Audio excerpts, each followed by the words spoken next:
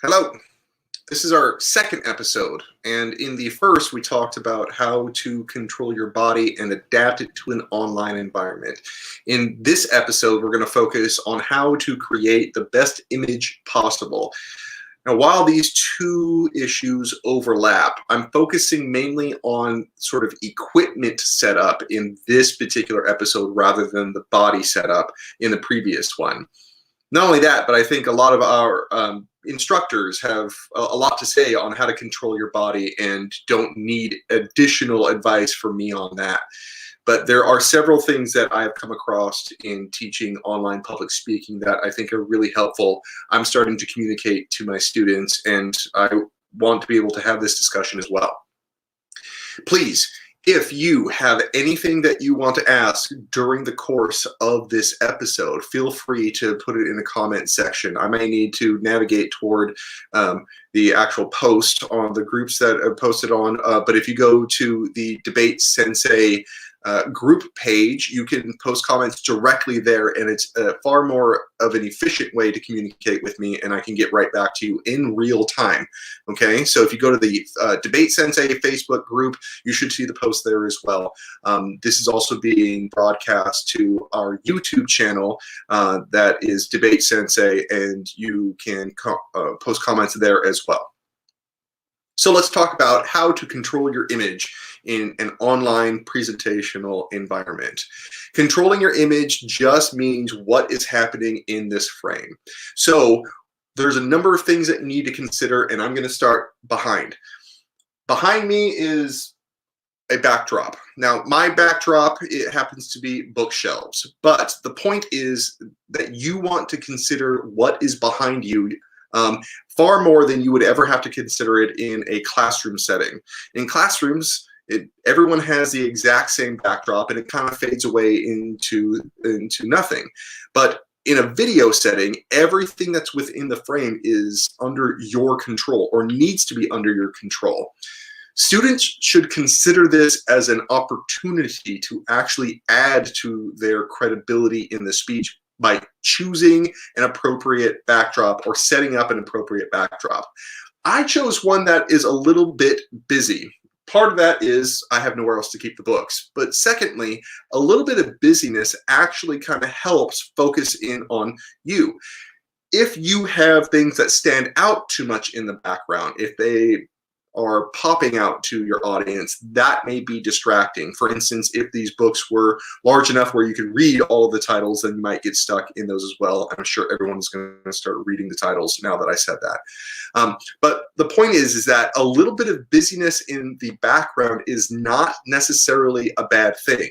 In fact, if you have just a stark white backdrop, that almost seems like you're in like a lineup of some sort. And so making it seem like a natural environment for you to communicate is something that you should strive for. Let's see what we got here. Okay. So as far as the backdrop, your background is considered. I'm actually kind of almost up against the bookshelves, and that's probably because of where I'm placing my camera. And so that's what I want to talk about next.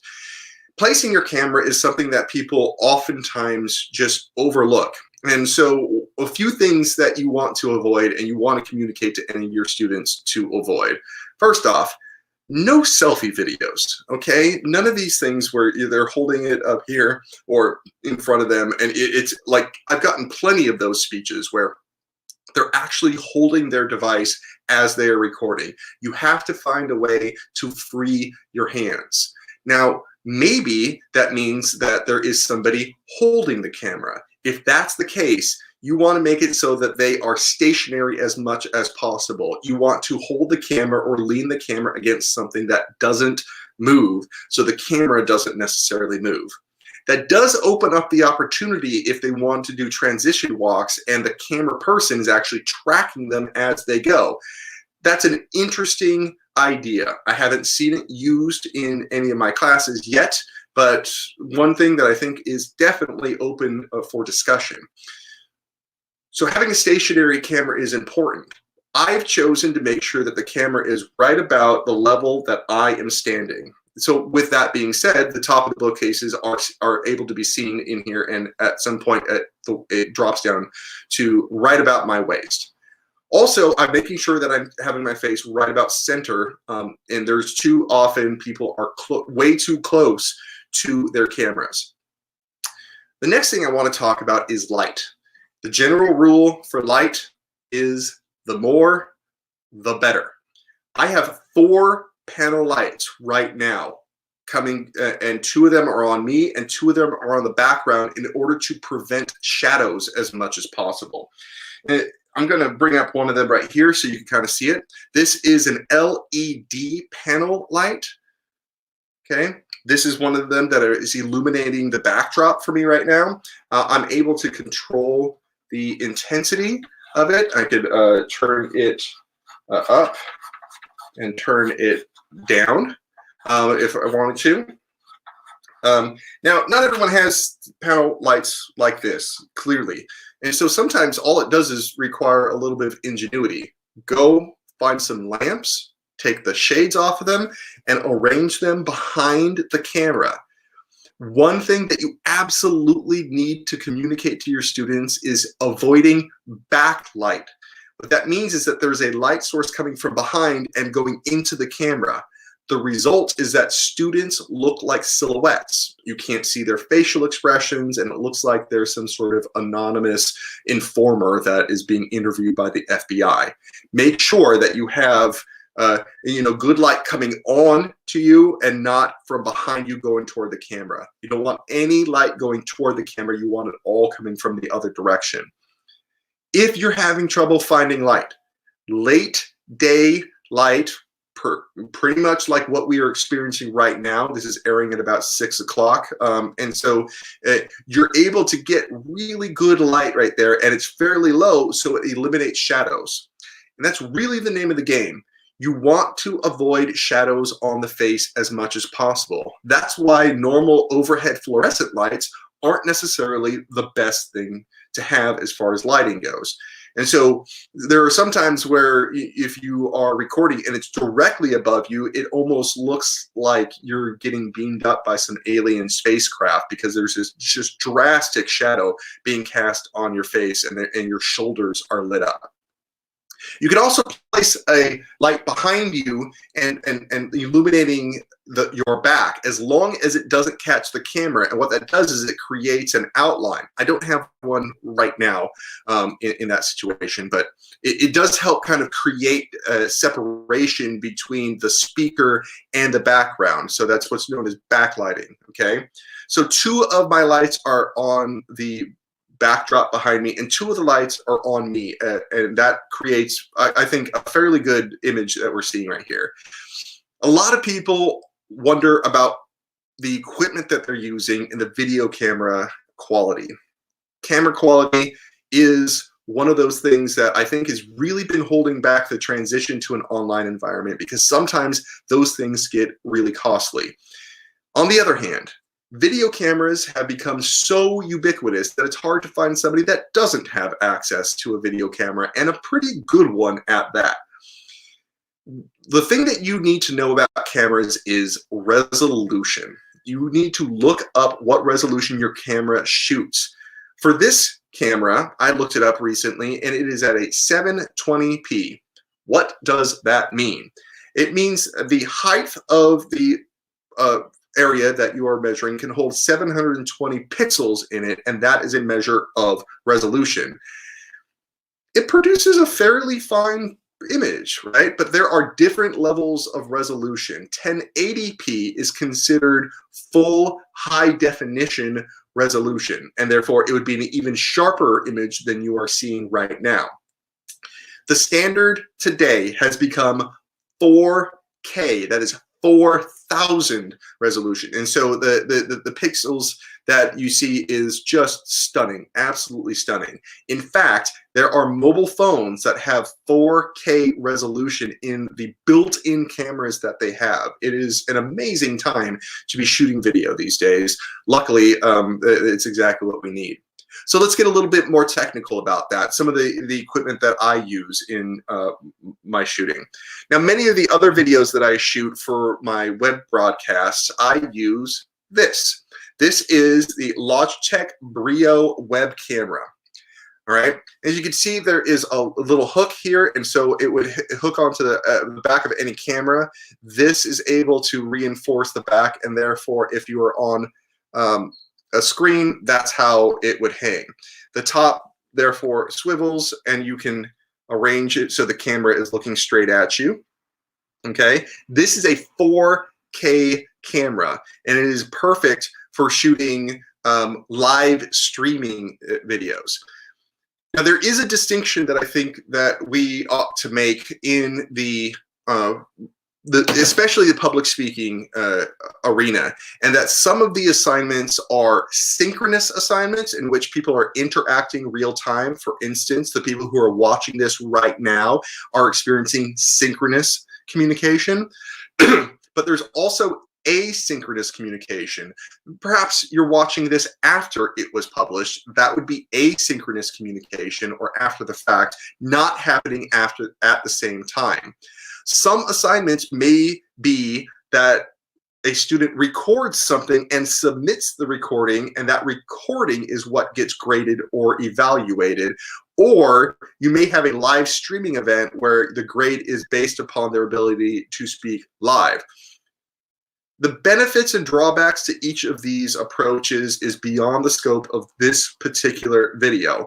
But the point is that this camera is great for synchronous communication assignments. Okay, it does things live. It plugs it in. The USB.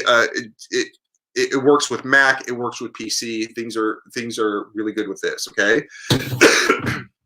If, on the other hand, you have asynchronous communication assignments, then you actually have other options beyond just a web camera or one of these live streaming cameras as well. For instance, some of the lecture videos that we produce is shot on this camera. This is a Lumix G7. It's a Panasonic camera. All right. This runs, and so the Logitech camera is a little bit over $100. That's not cheap, okay? Not cheap. This camera is about $500. It is a mirrorless 4K camera, and the benefits to this is that you can control the focus a lot more. You can zoom in and out, and therefore your camera placement in the room, you have a lot more options. One of the great things about shooting on a camera like that is that you can actually have the camera very far away from the speaker and then zoom in on them. And what that does is allow you enough space to give a speech. It gives you more tools and more options to give that speech because you have a larger space. Because I'm shooting this directly off of my laptop, I actually had to keep that in close. I'm kind of compressed against my backdrop of books right here. I have to make all the lights closer to me. And so the choice of camera that you use actually changes the entire environment in which you're giving your speech. And so that might be a reason for you to choose something other than just your mobile phone or your laptop if you have that option. Luckily, if you don't have that option and you have to use equipment that you use every day, like a phone or a laptop, that still works. I think that what you're seeing right now is still completely acceptable for an online assignment, whether it is asynchronous or whether it is synchronous. Okay, so make sure that your students are very, very aware of their camera angle, because oftentimes they're just propping it up on the end of their bed. They may even be sitting cross-legged while they are, giving their speech, not attending to the professionalism that we are trying to achieve. Okay, So even though 4K has become the standard for professional quality videos, even going down to 720p, which is really, really common with most of the devices that people use, that resolution is still an acceptable resolution. I think the quality right now is speaking for itself. Ultimately, the equipment that you use is going to influence the professionalism that you are displaying on the screen. You should really try to impress upon your students as well as yourself when you're making your own content about a quality of an image that you're putting forward, because we know how important nonverbal communication is. You can have a beautifully crafted speech delivered perfectly, but if there is something distracting to your audience, that can derail the entire thing. You might need to think outside the box. You might need to think about ways in which you get more and more lighting in order to into your shot in order to make the picture more a higher resolution. I have been making purchasing requests through my department for camera equipment for the last several years. So in class, I make sure that I have cameras when we're doing specific speeches and do breakout sessions. Okay, so let's take a look at a comment that we have from Katie McCaffrey. Okay. Department requires that our students utilize visual aid for their speeches. Suggestions for the best way to advise students to use them online. Using an asynchronous format, many students do not have the bandwidth for synchronous. That's exactly the reason why I have a lot of asynchronous assignments. Some of them, I still incorporate synchronous assignments as well, and I make sure that we have lots and lots of practice with it before we go there. But as far as the visual aid question goes, some of that is solved by the software that you're using. I am using, and so this goes into not just the equipment that you are using, but also the I'm getting you an example here really quick. Not only the equipment that you're using, but how are you actually transferring it through that equipment? How are you using that equipment and getting the video to you? So what the equipment for a camera such as this, what it does is it saves it to a memory card. You have to take the memory card out, get the file, upload it to YouTube. This web camera helps send it straight to YouTube. And what I'm using right now that everyone's looking through is StreamYard. If you want to check out StreamYard, it is great. There are free accounts that you can there are free accounts that you can use, and there are the best part about it is it doesn't save it to a file, it sends it straight to YouTube. You can set up a destination. The user experience is excellent. The reason I want to bring this up in terms of the visual aid, you can take a look at the share screen option, and when you choose to share a screen, you can have an image ready to go. And here I'm showing you an image that I opened up in its own tab, just as an example of something that brings about a visual aid component. The unfortunate part is that your students have to give you a verbal cue as the instructor to bring that up. Now, as far as perhaps, and that's why I really urge students to use objects in their own speeches. For instance, I'm using these as visual aids right now and bringing them up when appropriate, but you also need to plan where they are in the room and how to access them easily. It's one of the best ways to bring it up. Okay, so it's a great question about visual aids. It is still something I think that we need to work on as a community, building standards about how visual aids can be incorporated into speeches, but ultimately got to put effort into how the image comes out for your speech. You communicate to your students how important it is for them to consider their image, not just the clothes that they're wearing, not just their gestures, their facial expressions. That has to do with all the body. They have to think about how to set up and use what they have available to themselves to make the best image possible. This also applies to when you are creating lectures for your students. You need to demonstrate good practices for your students. When I'm having face-to-face conversations with them and I have a setup like this and they're giving me a shot of just their head and they're giving an up shot, I'm looking up their nostrils, I'm able to kind of demonstrate the difference between the two.